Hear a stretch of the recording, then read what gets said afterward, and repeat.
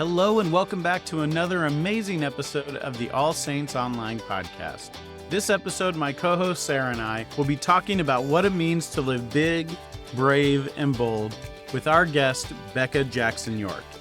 Becca is an artist, an educator, a visionary, a life coach, an ADHD creative, a mom, but I typically just call her my friend. Becca is passionate about musical theater, education, and faith, and she ultimately desires to inspire others to live an authentic life, to be the best version of themselves, and to become the people that they were created to be. Becca is also the founder and CEO of Big Studio in Omaha. Big Studio is a performing arts studio that believes in the power of collaboration and creativity.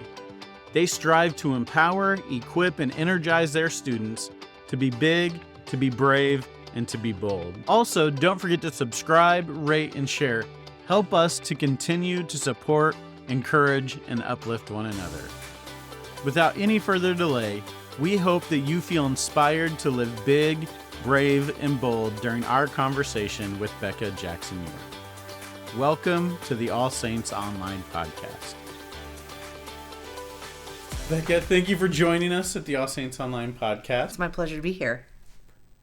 Start by telling us about yourself. Thanks for asking, Chris. Like you said, my name's Becca. I'm a woman with two last names, Jackson York. I am an artist, an educator, a visionary. I've been in the schools for a long time as a literal educator. I taught theater and music for a long time, and now I own my own business. I run Big Studio Omaha, which is a performing arts studio where we do big, brave, and bold things. I'm a single mom of two teenagers, and I turned 40 this year, so I'm fully in the midlife existential spin of trying to figure out why we're here and what we do with it. And welcome to the 40 Club. Yeah. Those of you who aren't, I don't know if this podcast is going to be for you, but I think you'll enjoy it.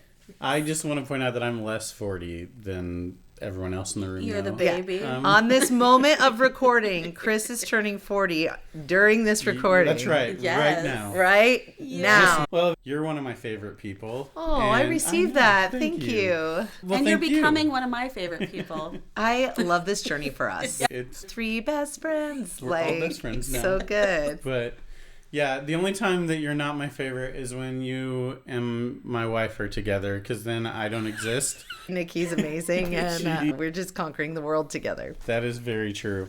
So much commentary I could give on that one, but I'll hold Stay off, married. But Stay married. That's it was all positive. Well, I guess it was all positive towards her. I'm like, yeah, she certainly does not need me. That's, when I love getting into those conversations when you have a certain type of person whose wives submit to your husband. I'm like, you obviously do not know my wife. Okay? Yes. So true. So, getting back to it, what are some pivotal moments in your life that led you to pursue such a diverse range of careers, of paths? Fantastic. Well, it turns out I spent the majority of my life with undiagnosed ADHD, so that explains a lot, actually. I've been unpacking that. I was diagnosed when I was 37. I literally said to my therapist, I think I have ADHD, and she said, you think? Wow. I was like, okay, cool. I'll take that as an affirmative diagnosis. I was going to ask how the diagnosis happened. Very quickly, and I think that something that's true for me is I've always been multi-passionate. I've always been very driven, and I get bored easily, so I just get hyperfixated on a new thing, and I love to learn everything there is to know about it and then move on to something else. Well, excuse me while I write down multi-passionate, because I love that word. I into it a couple of years ago, and I was like, oh, that feels true. that's amazing. And how did you discover that focus in, your focus on your unfocus, if that makes sense, right? No, that makes a lot of sense. Well, I think that I just have always been interested in a lot of things. This might be new information for some and not for others. One sort of side effect of having ADHD is hyperfixation. And so it's the opposite of being scattered. It's that you pick one thing and you're like, I'm going to be awesome at this. And so I'll find a new hobby or a new interest and go deep. Like you and I were talking just before you hit record on the podcast about your experience in cheerleading. I also coached cheerleading, and then I learned about how to do stunt. And I was like, that is so cool. And then I was like, you know what I'm going to do? I'm going to like create a co-ed stunt team. So I had this tiny little town, but I was like, we'll just take the football players and have them throwing girls in the air. I love And then that. I learned as much as I could learn about the safety, the logistics, the athleticism of it, how to do it. And then that moment passed and I did something else. So you're not going to be starting an adult cheerleading stunt squad. You know, that's something to think about. I'll Keep me just stick posted. with I do have an adult show choir right now just for women, but hopefully next year we'll be diversified. That's exactly why I thought of it. I love that you have started something at this point in your life. Yeah. Is it because you recognized that it was borderline something that was missing for you, and so you knew that others would be receptive to it? Yes, I think that I did a really brave thing last May, and I quit all of my jobs and went all in on the studio. I'm a show choir mom, and we're always half joking, like, wouldn't it be cool if we did, or wouldn't the kids think it's so funny if we were doing a show choir routine, whatever. And then I was like, don't ever say things in front of me that you don't want to become into reality, because then I was like, no, we're doing it. Then I talked to a friend and I was like, will you support me with this? My friend Tracy, she was like, I love this idea. How do we get it in the world? And what I realized more than anything, like, yes, we wanted this outlet to sing and dance. And back when we were in high school, like, it was more like swing choir. It wasn't as dance centric as it is now. Right. It wasn't the same spectacle. It wasn't the story. And we've been watching our kids do that. Yes, that skill, that performance type, whatever you want to call it, that art form is something that interested me and I know my peers. But more than anything, these women were craving community. The most exciting thing about being a part, and we named our show choir Big Deal because it's big studio. Yeah. I started out with big girls, and that didn't really go the way that joke didn't play as well as I'd hoped. Right. Being a big girl myself, I felt like it was pretty funny, but I really love it. It was like the universe whispered, "You're gonna be a big deal," and so I was like, "We're big deal." That's amazing. And anyway, but at the beginning of every rehearsal, and I do this in my acting classes as well, whenever I teach in community, I play a game called One True Thing, where you say one thing and it's true. And then we say, and that's the truth. And everyone claps, and then it's the next person's turn. So at the beginning of these rehearsals, people showed up because they wanted to learn how to sing and dance. They wanted to have this experience they may be either loved in high school or didn't get to have in high school. They never thought it was something they could do. But as we have built this community, it's gone from the truth is that it's a Wednesday to the truth is my mom is on hospice and the only thing getting me through is this community. And then the next person saying, I lost my mom last year and I completely understand how you feel. That is so powerful. And so knowing that you're walking into a space that you came together because you wanted to sing and dance, but you stayed together because it turns out we're all doing life and we're all just doing the best that we can. And it's crazy how God works in that way, because it's really easy to just go, that's too big and scary. I can't take that risk. But every time I've stepped out on the invisible bridge and gone to these millions of different callings, when I walk towards the one that I know is on my heart and I know that I'm being called to, it builds something really, really beautiful. And then that moment, I think that my strength is building something and then giving it to someone else to run. That's interesting. When you decide that you are done with it, essentially, move on to something else because you only have so much space to give, right? We talk about your cup being full and you can't give of a cup that's empty. So true. So we definitely think of that in our everyday lives, but it's amazing that you're wanting to build it as a gift to the people that you are doing it with. Yeah. And then potentially continuing to do it, but maybe in a different capacity. Yeah. So instead of being the director, the leader, the founder, of course, but instead of those roles being heavy on your life, you step to being a performer, or you step adjacent to being a performer, right? It's not necessarily down. No, I know what you mean. Initially, when we started this year, I was like, I'm not going to perform, I'm just going to direct. And then I helped choreograph the opener and I knew it really well. And I was like, no, I'm going to perform. In a transition in my life, and I ended up picking up a substitute teaching job that was all day and then doing the studio all night. I didn't have the capacity to hold everything.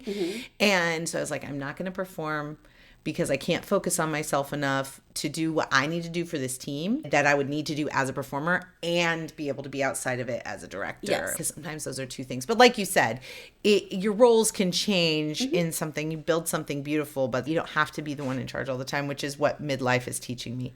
a question I asked myself recently is, why do I feel like I need to be a leader in every room I walk into? Yeah. And I'm learning that some of that's me and my need to control. Some of that is me and my natural leadership skills and gifting. And some of that is me just figuring out how to allow others to lead and figure out what a support position looks like for me, and learning to trust, because trust is something I struggle with. Yeah. Trusting, but also learning to divvy out the responsibilities. It's not only that you are a boss professional that is fully capable of doing all these things yourselves, and at times wanting to do all the things yourselves, because you also don't want to feel the burden of handing it off to someone else. But as a boss professional, as a woman, and as a mom, we all, midlife or sooner, develop that capability to hand things off, right? Yes. And even as you and I were speaking beforehand Boundaries, as baby, well, boundaries. yes, we talk about boundaries, and then we also talk about the gifts we're giving our children. Yeah. Which is the ability to hand things to them a little bit, right? So tell us about your kids a little bit. Oh, I'd love to. You mentioned that you started this because you were looking at your children doing these things, right? And you had peers that were looking at your children doing these things. So let's hear a little bit about their ages. Yeah, my son is 16, and he's a driver. I'm not letting him drive by himself yet. The world is not ready. And my daughter is 14, and it's just the three of us in our home. They are both differently but equally gifted performers, people. They're so funny. And my son also helps me choreograph. He's helped me choreograph a couple of music theater productions, and he's a varsity show choir member himself. I'm trying not to give too many identifying factors as we're raising our children in the digital age. And my daughter's also on the varsity show choir in her school. But the thing I love most about both of them is that we have such fun inside jokes as a family. Yeah. We have been through a lot. I do joke about it because it is like humor as a coping mechanism is working great for me in life. 100%. My first husband was their father. And then my second husband and I split up in the last couple of years. And so he was a father figure to them. And they've been through a lot of things in their life that I didn't have to go through. My parents are still married, and we live in the city. There are just things that are different for their life than were for mine. And I think that what's really beautiful about who they are is their humor, but also their positive outlook on life. And I love when I hear how they give advice to their friends, or when they talk about like, well, what do you think is the right thing to do? Like, they're very honest, just hardworking kids. Those attributes that make you very proud. Yeah. And make you, maybe not as often as you should, because we all have that issue sometimes. Stop for a second, pat yourself on the back, give yourself the grace that you are doing great, right? Each of those little moments, we have to hold on to those moments when you see them speaking to their friends in a positive way, instead of the times where you feel that you have to correct their behavior. Please just do your laundry. You mentioned humor getting you through all this, and that's such a beautiful thing, because you guys are doing life together. Yeah. And you are the three that get it the most. And whether that's humor, or it's time tears, or at times, you know, whatever physical things you guys feel that you need to do together as well. So if it's that hug, I know with my children, the hugs they give me are becoming different sizes, right? They're growing up and up and I'm up the shortest and up. person in my house. Well, that's the thing, is I'm getting there with my 12-year-old. And so as they start growing and you're able to live that life together, but you're also able to recognize things in each other, it's important for us as mothers and as parents as a whole, obviously Chris included in that, to allow ourselves that time to just be in the moments. Yeah. It doesn't hurt that they're incredible singers too. Like, Yeah, I'm very that's a okay with bonus. that. Yeah. What's interesting, so I am going to take it back to how do you balance out the professional in you versus the personal mom in you? How do you That's stop those interesting. things or I've start them? actually been sort of discerning this because we're in a transition with my daughter being an 8th grader and going into high school next year, and my son already in that high school. I'm involved in both of their show choir programs. I'm a paid staff member at her program, but I'm an involved volunteer at the high school. I said to my son the other day, I was like, thank you so much for like letting me be involved in your stuff. And he's like, why wouldn't I? You always wonderful. make it better. Like you being a part of it makes it better. And I was like, oh, thank you so much. I love you. And so I think that part of building the studio even was building a life that sustained what I'm passionate about, which is not only performance and like vocal performance, music, theater, acting, dance, but also my kids are passionate about those things. So I wanted to create a life where I can be involved in their activities. I was very blessed that my dad coached my sports. My mom was at every single activity. Like I don't remember my parents ever not showing up for me. Yeah. And regardless of what we've gone through as a family and me being a single parent, I will always want to show up for my kids. So I don't know what balance looks like because I don't know that I'll ever have true balance. Right. But I think that building a life where balance affords me to be fully present in the moment that I'm in. Yes. And not having to think about where I'm not. Like even being here doing this podcast and being to be fully present, building a life where I can follow that passion and purpose and that my kids are a part of that. I think it's just learning to say yes to the right things.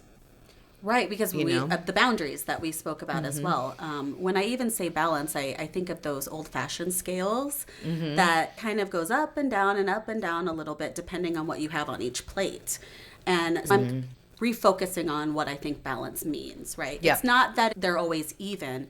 Sometimes it's really a matter of just making sure that you're in a place that one side won't fall off completely. So, for example, I'm literally emerging, like as of last week, from a season where I was working full-time during the day and full-time at night. Yes. Which is not balanced and not sustainable. What choices are we making out of fear? When we take the time to think, what is it that I'm actually being called to do? What, if I jump in this river of yes, where is it taking me? Is it taking me to the place I'm meant to go? Or is it me trying to control that path? Yes. Or not trusting that that path is going to lead me to enough money, time, position, whatever it is that I'm needing. When you step out in faith instead of fear, it takes you where you're supposed to go. Yeah, and again... And it helps you balance. Yes, and making sure that each generation has their understanding of it for that time. So when we're talking about our children and what we're wanting them to learn and grow from these experiences and how you balance your professional and your personal, they see your evolution of what your choices were. And they've seen me burn out. Yes. And sometimes that's the question I ask myself is, am I being the kind of person I want my kid to be? Right. Am I inside my integrity in this decision?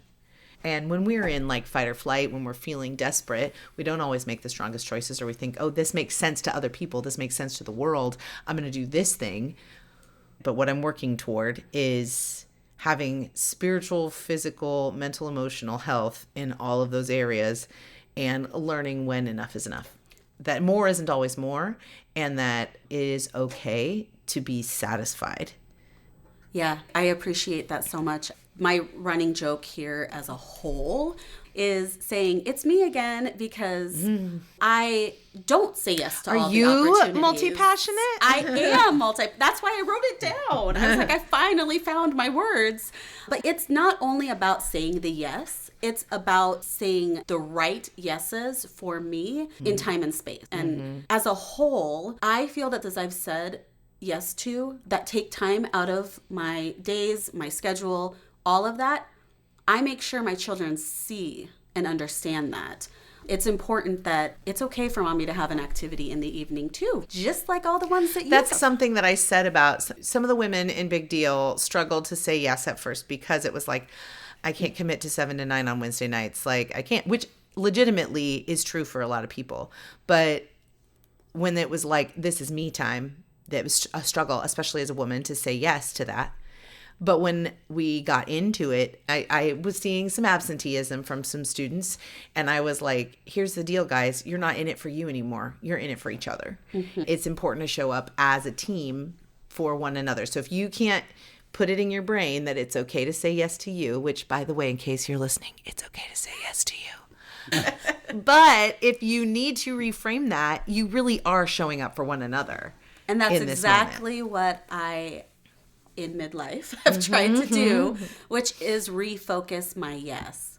Yes. So it's not that it's another yes. It's a correct yes for right now, right? Trusting your own intuition as opposed to the voices of the world or what other people need from you that isn't necessarily what's best for you. And the women in your choir, if they are concerned about it feeling a selfish decision, I had to reframe that as well. When I took the spiritual gift course, I went in there thinking, I know I sing, right? I need like an actual gift, right? Is what I thought, because to myself, That's not real. I'm sorry, but your gifts aren't real. I felt it was selfish. I felt like I do this for myself, so it doesn't count, is what I thought. Oh, dang. Right? Pause yes, there. Pause. I know. But Yeah. the women in that group were there at the right time. God put them in that room. I selfishly say for me, but it really wasn't. Because they helped me reframe that. They said, no, God gives you these gifts, which are the women's voices, as a way for them to share that with other people, with each other. I've been parts of choirs, and it's an experience that's hard to explain to people that haven't done it, which is why I highly encourage anybody to join a choir if you even a little bit have that tendency. Because you can watch a choir, but when you're surrounded by the sounds, it's a moment, right? And knowing that you built up to that is empowering. Yes. And God gave you that talent because he wants you to use it. Yep. He wants you to enjoy it. He wants you to feel selfish, so you do it more. You know what I mean? that a lot. That's what they told me, right? I had to learn that it's okay. Well, right, to until feel we're good. wise enough to understand and recognize that we have to rely on the fact that we as humans have ego, and so therefore our ego drives us in the majority of the first half of our life, and then we are blessed in midlife to begin to uncover the larger purpose for whatever we've been gifted. Yeah, and the understanding that you're up there, but there are plenty of people that don't want to be, but they appreciate and value that you are up there. And I had to completely reframe that. So when Chris mentioned that we would do this and get to know you, I am so excited that I have the opportunity to be here right now getting to know you. Oh, I received that. Ditto, friend. Yes, but the fact that this is going to be going out there for people to hear, that's an important message, I think, in all of this. Thank you. There's a place for everybody. And community exists where you make it. And I even say that as a part of Big Studio. Part of it is you can join the community. I'm not anti-Facebook, but I'm trying to funnel through my community on my website. You can join the Big Studio community so that you know what's going on at the studio. And then when awesome opportunities like this happen, we can build community virtually. And then there's also in-person opportunity, but community is where it's at. Yeah. And community doesn't have to be, like we were saying, in person. Community doesn't have to be the set group of people that you already know.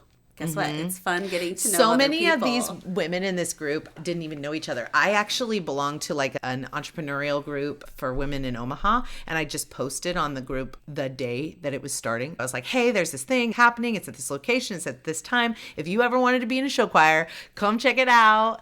And literally some of the women in that group came because of this random post, and now they're just this part of this amazing community. So it's pretty cool. Oh, I love that. I hope that our listeners either have had experience following people down the rabbit hole or just following all of this tangential thought, but just know that we are so authentically in the moment here following this conversation wherever it's going. I don't know where it's headed, but I'm here for it. If you could let us know where your community's at, if you could share Yeah, your website I'd and love to. when auditions are next, asking for a friend. Ooh, that's great. Or my friends. Yeah, so first off, come check us out at bigstudioomaha.com. So 2 O's, Big Studio Omaha. And just, click around and fill out the forms or whatever. There's not as much stuff about the show choir right now because we aren't doing registration until fall. What we decided to do, instead of just doing our 20-minute show, we have a variety show that's happening. So the women in the group, some of them are going to be doing like featured numbers, and then the big finale is our. Oh my gosh, I our thought show I choir. couldn't love this more. And It's you actually just really did awesome. it. The number of people that I forget, because I'm a theater professional, I've been doing this for a long time, I'm a vocal coach, that this is outside of so many people's comfort zones. And it's amazing. Like, I'll say that what I do at the studio is I teach piano, I teach voice, I teach singing and dancing and tapping and whatever, but I really teach confidence. So often people will come into the studio wanting to learn to sing, and what they didn't realize they needed was the permission to be who they are and to live out loud in the world and make choices that are okay to say yes to them and sort of recenter themselves on who they really are and not just who they've thought they should be. Was there something that happened in particular that got you to take this amazing leap into your focus now of the studio, the space? Yeah.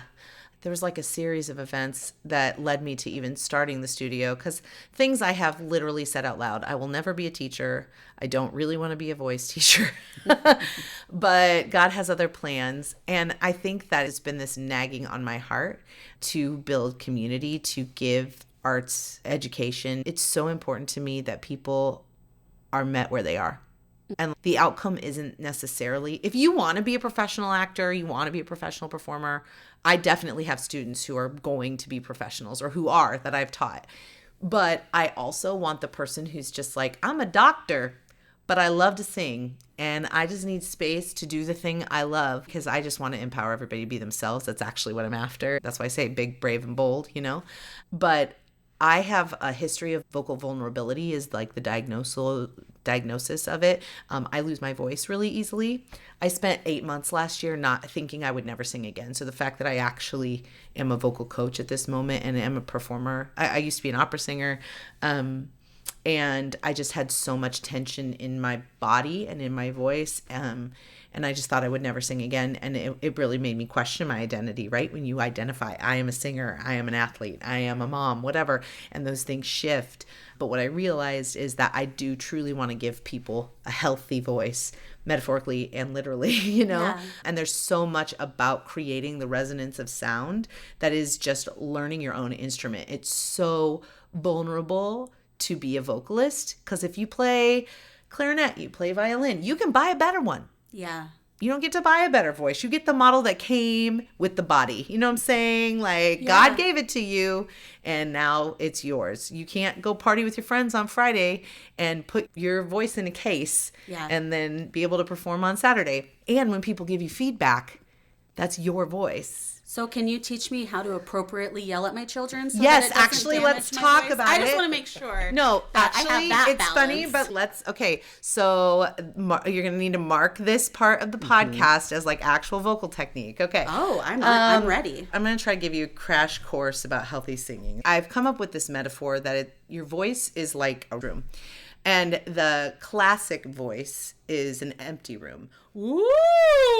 It's like all of the space. And it's like there's no cobwebs. Okay. The lights are on. You know where the door is, the ceiling, the floor. And once you've learned to relax and access that voice, then you can put your sound wherever you want. You can be in the front. You can be in the back. You can be in like the, hey guys, welcome to my channel. This is my jazz voice space, right? Oh gosh, you're a DJ now. I know. It's like, okay, Audible, if you're listening.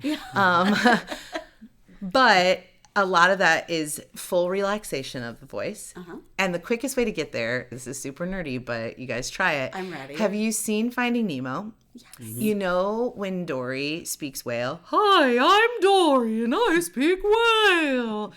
That's truly a quick way to get to your resonance. So try saying wow in whale. I'll demonstrate first and then you guys are going to go, okay? Do, because I'm so not if sure. I'm saying wow in whale, it kind of sounds like this. Whoa.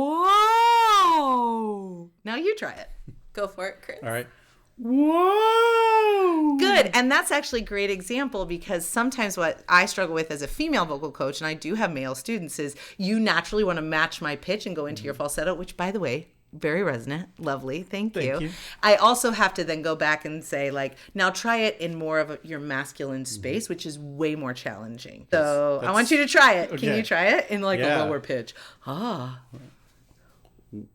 Wow. Whoa. I'm going to go higher. That's okay. Whoa. That's pretty good. Yeah. Oh, and nice. that's like your lower resonance, but you still feel really open in the back. Okay, your turn. Wow. Good. Wow. Do you feel how that was still kind of bright? Yes. I want you to relax it again and get your tongue out of the way and just go, whoa. Whoa. Yeah, do you feel how that's further back? Yes. Yes. And I also felt more space in my mouth. Interesting. That's your classic voice. I fought my voice teacher in college tooth and nail. I was like, why are you trying to make me an opera singer? I'm obviously going to be on Broadway. I am a belter. Have we missed the memo here? And then I got super mad at him. And then I went in the practice room and I just started making fun of opera singers. And then it turned out I could be one. So I really try to approach my students from the place that's like, I'm gonna teach you how to sing classically, but this is not me telling you need to be an opera singer. I honestly think, like with a belter technique, which I'll do a quick little, you can keep or cut any of this, but this is what I do with now. I coach Chris's daughter, who is an incredible, insane belter. She's so great. Your belter voice is kind of like, if you imagine that empty room or like a globe shape, I imagine your belting voice sort of is just slices right through that. It still has the same amount of space, but it's just got some attitude. It's focused as opposed to being like I'm sorry, listeners, that you can't see me make all these giant gestures, but I'm making like a round shape and then I'm cutting off the top of the globe. So I'll have actors use or singers use, I call them my whiny words, when you go like, Mom, Dad, stop. It was very open though, because if I would say, Mom, I That's feel in the it front. goes nasally. Right. So if I say, Mom, is that better? I kind of did whale. Whiny whale. A whiny whale. Yeah, it totally is. Actually, right? I'm going to coin that. I'm going to steal that. Your Got whiny whale voice. And then you just do that on pitch. Mom! And you incrementally go up by half steps. And eventually, you know, like you're singing above the staff. I don't have perfect pitch, but like, Mom! It's really my opera voice with attitude. Yeah. And when you gradually get into it, I know, like, you better check that. No, actually, I think that I'll be able to use that. Okay, good. I was worried that it would be too loud. Oh, that's Could you step interesting. back? You're still using the resonant space, but you're just pointing your air differently. And your original question was, how do I yell at my kids in a healthy place? And the point is, if you get in that whine space, it'll be better like, stop versus stop. Because it's like a glottal smack. It's like if you were slapping your hands together and you know how they get red if you clap a lot. If you're aggressive with your chords and you use the musculature of your neck to squeeze your sound, that's going to hurt you. That's going to feel like fatigue and give you that granulation sound. But if you kind of just think more vertical space, or even when I go to sporting events, instead of like yelling. That's another good one. I put it up high and I just throw it around and I go, woo! These are two things that my children are not going to be happy with you about. Yelling at them at home and yelling at them while they're playing a sport. Because You're like, go! I receive feedback from both things that they don't love it. So I appreciate Well, now that you'll you have helping a with more that. resonant sound while you do it. And honestly, I appreciate you for a variety of reasons, such as what you were saying about you take people where they are instead of the history of where they've been or where they want to go. Right. So, for example, when you're saying, I want to be a late in life vocal performer more than I am already, because I don't consider myself a performer. That's can fine. probably Well, you're in music that for ministry. me. I have never been trained. I took my first couple voice lessons last year. Shout out, thank you, Mackenzie. She was so kind to me to kind of take me under her wing for a little bit while I needed it, just to help me with my confidence, even in vocal ministry, because I was intimidated by it. It had been so long since I had been on mic or even in a choral environment. And as an adult, the choral environments, yes, you are directed, but you're not trained anymore. Right. And there's a huge difference in that. And there's a space for both. But I thought my time had passed. I thought my time was over. Embrace that growth mindset. Yeah. It's good. You can learn anything if you're willing to be teachable and to do the work. I'm curious. What's the youngest you've taught? What's the oldest you've taught? Well, I did used to be a K-12 music teacher. So I taught kindergarten, but that was in group setting. When I do private lessons, I don't like to take younger than 9 at the very, very youngest. And that's an advanced 9-year-old. Because I don't think that it is fair to a parent to ask them for private lesson time for their child if their child isn't ready to focus for that amount of time. I'm not expecting an elite level performance from any age of student, really. but I need them to be able to be in relationship, to take feedback, to have opinions about stuff. And I can teach them how to match pitch and I can teach them how to breathe and stuff. But I think that starting lessons between like 10 and 14 is a good starting age. With vocal changes that happen. Yes, I actually adolescence. I actually have several kids who are in the middle of their vocal shift, and I think training through your vocal shift is actually great because it's hard support almost, right? I'm going to support you while you're going through that shift and make you feel like it's okay to suck, or it's okay that you're going to crack, or like you have to push to the edge of something. I had a student the other day that he said, when I push students into their belt, I always tell them, you have to always tell me if it hurts. And he goes, the other day he said, you asked me that, but I've never had something hurt before. And working with you has made me push my range. It's not like I want him to hurt, but if you're to pass where you think you can go. Yeah. And you have to get to know your voice and how your voice navigates and negotiating your vocal breaks. You know, you probably heard that word, like the breaking your voice. The Italian's passaggio. It just means the passageway between the way you negotiate your sound. How am I going to navigate through the different resonances of my voice? So knowing your range, whatever that might be, can help build the confidence that anybody that you're working. Yeah, like I asked 2 questions. It's like, how high can you sing, but how high are you willing to sing in public? Those are 2 different questions. Right? Fair. What's the bottom of your range? How low do you actually want to sing in public? I don't actually like to identify as a voice type anymore because I'm a singer, and if I'm in an ensemble, I'll be where the ensemble needs me. And I am a late in life alto, and you might disagree since you're the professional, but I've realized I was the soprano because it was easier. Yeah, because the melody aspect, it was so much easier for me to find. Voices change even as you get older and things like that. So I have found my comfort in a lower range, but that doesn't mean I can't still push myself to higher notes when needed. And so that's where, again, the confidence is built. And it is about completely relaxing your space, your face, your neck, even into your chest. Like part of what I struggle with, I go to the chiropractor regularly because I can tell when I'm out of alignment, it affects my voice. Because all of this, your whole body affects your resonance. So like, where does the sound come from in a guitar? The body of the guitar. The strings make the sound. The body is where it resonates. And so the same thing is true for us. The sound is created inside of our voice box, but then the resonance happens in our whole being. And specifically like the space in our face, in our mouths. So if at the end of a phrase you close your mouth versus breathing in at the end of the phrase, ah, you can hear the end of that note differently. It's like if you muted a trumpet, whenever you shut your mouth or your tongue gets in the way, it's like having a mute. And honestly, this is also fascinating beyond just being a vocalist. It's about speaking, vocal health as a whole. We are all using our voices in different ways these days, especially with how digital things have gone. I think that this is important for more than just people that are interested in singing. And I imagine you probably work with individuals like that too from time to time from a coaching perspective. Yes. I've had students who are like transitioning in their gender and they want to understand how to resonate differently in their speaking voice to be perceived in a different way. Yeah. And so that is something that's totally coachable once you learn the capabilities of your voice. Like you said, you work with my daughter. You also worked with my son when he was pursuing theater. Right now, I have my middle son is in your theater class.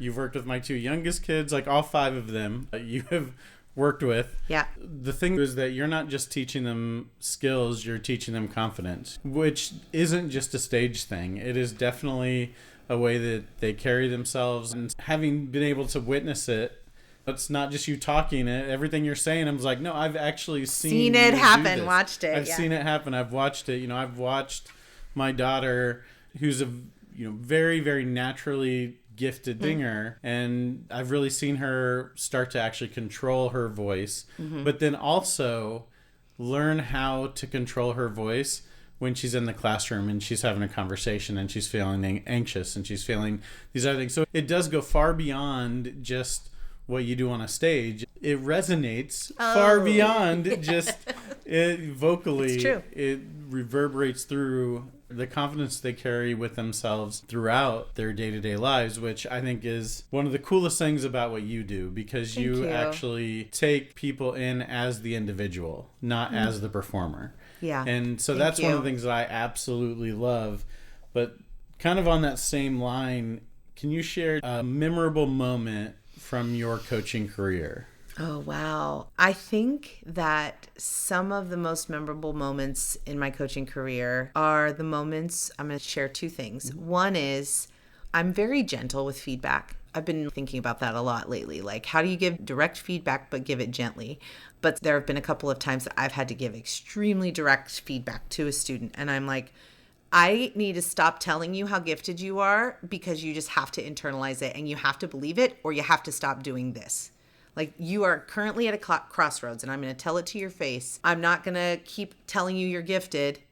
You have to believe it and you have to do it. And like, I had been very, very ginger up until that moment. And I was like, I'm exhausted of building you up. I've built you up. Now you have to do the work. You have to believe it, because ultimately we do have to do that self-work as the performer. And if we're not willing to do that, we're not going to make it as a performer. That's kind of bottom line there. And the other is just the millions of times that a student does the thing I've been trying to get them to do, and then it magically finally happens, and I literally will just laugh out loud in the studio. They're like, oh my gosh, that worked. I'm like, yeah, it did. You did the thing. You went, whoa, for the first time. We've been doing this for weeks. And just those honest, authentic relationships that are built, that even when students struggle, just being in that moment with them and helping them to grow, that's really the thing that I find the most joy in the studio.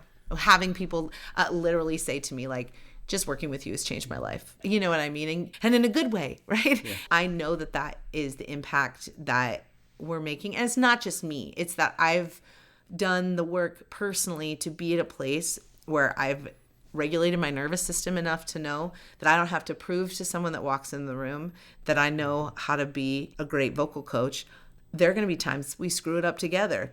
In fact, I'll do an exercise when a student is struggling and they think they've hit a ceiling. I'm like, you know what, we're going to do this until we crack. I'll crack with you. Let's go. Let's do it.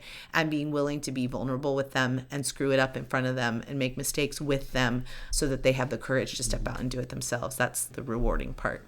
I love that. What's the rewarding part? I kind of thought you were going to answer one thing, and then you're like... What did you think I was going to say? Well, Read my mind. Tell me. Look, here's the thing. Okay, we were at a gigantic show choir competition where so many of your students did amazingly well from all these different groups from all over our area. Your daughter getting best soloist, which she was, by the way, but it was just like... a total slay. A lot of times you ask people, like, what's the greatest? And it's like, well... The greatest is seeing them be successful or get an achievement. But for you, it's that growth mindset and confidence that I can see in them. It's when they think that they've peaked and then you're like, no, mountains higher. There's this great moment, if you study the history of Lewis and Clark, where they believe that they have just a few feet more and they're at the top of the Rocky Mountains. And they finally get to the top. And then they realize that they can't even see the ocean. They're on the top of the range that they could see in front of them. And so they have a whole other journey that they weren't even prepared for. And in a positive way, I see that in what you're saying, where you're like, no. You think you're at the top of the mountain, but we've just started. Mm-hmm. We're at the top of the mountain that you can see. Mm-hmm. So now let's go get the next one. I love that mentality. It's one that has not come naturally to me. So I get it. You're talking mountains, and honestly, I was thinking of it from the perspective of you kept your greatest moment in the room. The room that you were talking about from the very beginning, about a space just like this, right? Whatever room you're in, you kept your moment in the room instead of on the stage that you were referencing, where it could have been. And it was too, probably. It is too. Those are awesome. Can be both awesome, but that's amazing that you're keeping it to those intimate experiences as opposed to the larger shared experiences, because that's to a certain degree what we've all become from a society of the shared moments. It doesn't count if it's not seen, or it doesn't count if it's not recorded. It didn't happen. So that's where I am curious. When you have so many of those moments, and you have mentioned that your ADHD takes you in so many different directions, but you still are able to focus on those moments, where do you see those moments going for you next? Like for me personally? Yeah. Okay, I'm going to speak my big dream into existence in case there's like a large donor listening that really trusts the vision. So I've been having this vision for a long time that I want to build a theater in West Omaha. I want us to have the same kind of facility and space that we see in downtown, because I love that downtown has the Rose. I love that it has the Orpheum, but I want the opportunity for not only large performance space, but large educational space where we have studios for dance and also studios for voice. And this is the wild part. So just like lean in, guys, trust the vision, and then you can Venmo me. So I love being in the moment, but I also love having big vision. Yeah. And so my big dream is to create a space where this magic can happen and learn how to duplicate myself so that there are other people doing what I'm doing. I do believe my way of teaching voice, my way of teaching in general, is not the only way to teach. But what I've found success in the way that I teach is that person first, that meeting people where they are, and not expecting that every person that walks into my studio wants to be on Broadway or wants to be a professional. And I think that if I can create a space where that can happen, we can tell great stories on stage, we can build community, it almost feels unreal and impossible. But I also have Babe Ruthed my whole life, and I just call my shot and then go there. So that's kind of my big dream. Right now I'm in a holding pattern. I'm just me. I'm a female-owned solopreneur business, but I've got big dreams, and I know that we're building this big community, and I am confident that if this is what's meant for me to lead and what God has ordained for me to do in my life, that some semblance of whatever this vision is the next thing. It's the next big thing. In 5 years, I won't have any children at home. So for these 5 years, I want to keep building what I'm building community, building great relationships, teaching people how to have lifelong healthy singing, and being present for my kids. But the big long-term goal would be to build a physical space and create that safe emotional space to tell these awesome stories and help people gain the confidence on stage and off. Oh, wow. It's been such an honor hearing about your spiritual gifts. I mean, it's been beautiful to see what you have created, not only within this space, but within yourself. And even though it's been a short amount of time, I see that. And I think that that's really incredible.